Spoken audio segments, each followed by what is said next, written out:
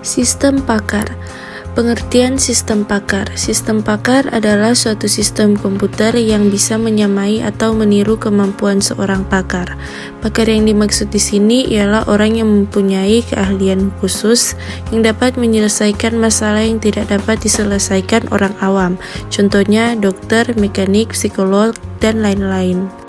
Ciri-ciri sistem pakar. Sistem pakar memiliki ciri-ciri terdiri atas terbatas pada domain keahlian tertentu, dapat memberikan penalaran untuk data yang tidak pasti, dapat mengemukakan rangkaian alasan-alasan yang diberikan dengan cara yang bisa dipahami berdasarkan aturan atau rule tertentu, dirancang untuk dapat dikembangkan secara bertahap agar bisa menghasilkan informasi yang lebih baik dan akurat. Pengetahuan dan mekanisme penalaran jelas terpisah. Keluarnya bersifat anjuran. Teori sistem pakar. Sistem pakar ini sangat berguna disebabkan masih langkanya orang yang berkualifikasi dalam bidang tertentu. Salah satu sistem pakar yang pertama adalah machisma yang digunakan untuk tugas matematika. Sistem pakar yang lainnya diantaranya adalah micin untuk mendiagnosa penyakit infeksi pada darah, caduceus untuk mendeteksi penyakit. Untuk mengembangkan sistem pakar, harus diciptakan terlebih dahulu suatu knowledge base atau dasar pengetahuan yang dibutuhkan oleh aplikasinya. Suatu knowledge base terdiri dari kumpulan data tertentu untuk permasalahan yang spesifik dan aturan-aturan bagaimana memanipulasi data yang tersimpan tersebut. Berbeda dengan database biasa, knowledge base mungkin dapat juga terdiri dari asumsi-asumsi. Tujuan sistem pakar. Sistem pakar sendiri merupakan paket perangkat lunak atau paket program komputer yang ditujukan sebagai penyedia nasihat dan sarana bantu dalam memecahkan masalah di bidang-bidang spesialisasi tertentu seperti sains, perkayasaan, matematika, kedokteran, pendidikan, dan sebagainya. Seperti pakar merupakan subset dari artificial intelligence. Pada dasarnya, sistem pakar diterapkan untuk mendukung aktivitas pemecahan masalah. Beberapa aktivitas pemecahan masalah yang dimaksud seperti interpretasi, membuat kesimpulan atau deskripsi dari sekumpulan data mentah, pengambilan keputusan dari hasil observasi, termasuk pengenalan ucapan, analisis citra, interpretasi sinyal, dan lain-lain. Selanjutnya, prediksi memproyeksikan akibat-akibat yang dimungkinkan dari situasi-situasi tertentu, contoh prediksi demografi, prediksi ekonomi, dan lain-lain. Selanjutnya, diagnosis menentukan sebab malfungsi dalam situasi kompleks yang didasarkan pada gejala-gejala yang teramati, diagnosis medis, elektronis, mekanis, dan lain-lain. Perancangan desain menentukan konfigurasi komponen-komponen sistem yang cocok dengan tujuan-tujuan kinerja tertentu yang memenuhi kendala-kendala tertentu, contoh perancangan layout sirkuit bangunan. Selanjutnya, perencanaan. Merencanakan serangkaian tindakan yang akan dapat mencapai sejumlah tujuan dengan kondisi awal tertentu, contoh perencanaan, keuangan, militer, dan lain-lain. Monitoring, membandingkan hasil pengamatan dengan kondisi yang diharapkan, contoh komputer aided monitoring system. Selanjutnya ada debugging, menentukan dan menginterpretasikan cara-cara mengatasi malfungsi, contoh memberikan resep obat terhadap kegagalan. Selanjutnya ada instruksi untuk mendeteksi dan mengoreksi defisiensi dalam pemahaman domain subjek, contoh melakukan instruksi untuk diagnosis dan debugging.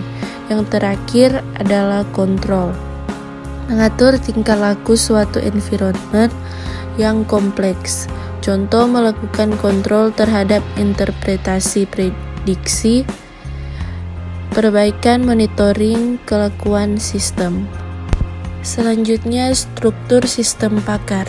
Sistem pakar terdiri dari dua bagian pokok, yaitu lingkungan pengembangan development environment, dan lingkungan konsultasi, consultation environment. Lingkungan pengembangan digunakan sebagai pembangunan sistem pakar, baik dari segi pembangunan komponen maupun basis pengetahuan. Lingkungan konsultasi digunakan oleh seorang yang bukan ahli untuk berkonsultasi. Komponen-komponen yang terdapat dalam arsitektur atau struktur sistem pakar sebagai berikut. Yang pertama, antarmuka pengguna atau user interface. Antarmuka menerima informasi dari pemakai dan mengubahnya ke dalam bentuk yang dapat diterima oleh sistem. Yang kedua, basis pengetahuan. Basis pengetahuan mengandung pengetahuan untuk pemahaman, formulasi, dan penyelesaian masalah.